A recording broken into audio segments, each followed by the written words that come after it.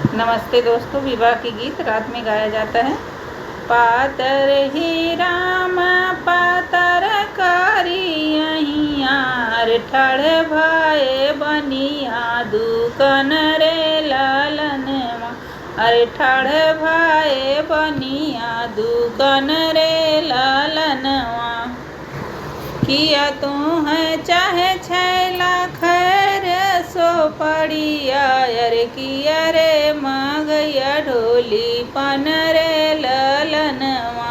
अरे किया रे मांगया ढोली पन रे लालनवा। पातर राम पातर कारी अहिया। अरे ठाड़ भाए बनिया दुकान रे लालनवा। अरे ठाड़ भाए बनिया दुकान रे लालनवा।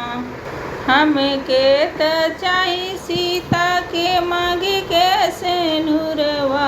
अरे सीता बियाहन हम जबरे लालनवा। रे सीता बियाहन हम जबरे लालनवा। पतर ही राम पतर कारी अहियार ठाड़ भाए बनिया दुकान रे लालनवा। रे ठाड़ बनिया दुकान रे लालनवा। सिंदूरा खरीदत छिक एक भैली। अरे पुड़िया बनत बोले कागरे लालनवा।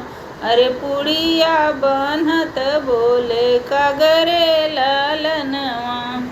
पातर ही राम पातर कारी अहियार ठाड़ भाए बनिया दुकान रे लालनवा।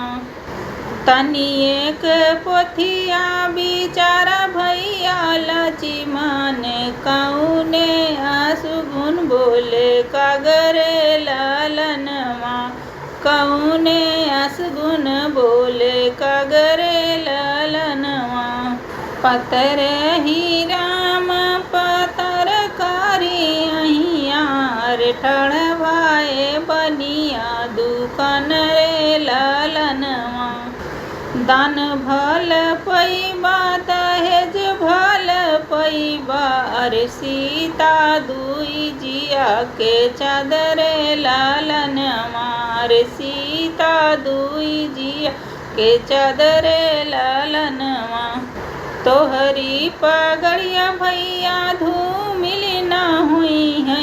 अरे तोह काली खल बन बसरे लालनवा। अरे तोह काली खल बन बसरे लालनवा। पातर राम पातर कारी अहियार ठाड़ भाए बनिया दुकान रे लालनवा। ठाड़ भाए बनिया दुकान रे लालनवा। गाना कैसा लगे कमेंट में बताना दोस्तों। लाइक शेयर सब्सक्राइब कर दिया करो दोस्तों।